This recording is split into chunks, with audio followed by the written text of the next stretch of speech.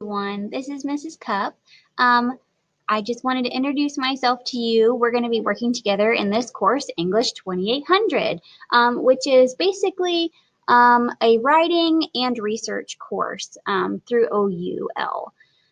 Um, Before we dive into an introduction to the content, I guess I want to tell you a little bit about myself. I have 2 degrees from Ohio University.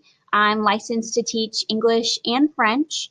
Um, this will be my 8th year teaching at Fairfield Union, and I love being a Falcon. I love working here. Um, I have 2 kids. I have a baby. Well, he's 11 months old, so he's still a baby, but not for much longer. His name is Felix, and I have a 3.5-year-old named Finn. They are wild, and I love them, so you'll hear about them a lot. I have a husband named Jordan, 3 dogs, and about 18 chickens.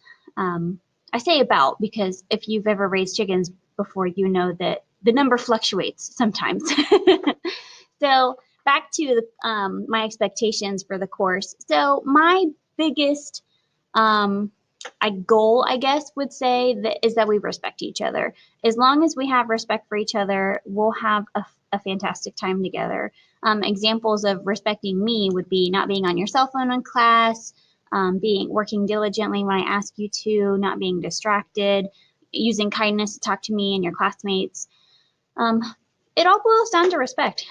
So as long as we respect each other, we'll have a fantastic time.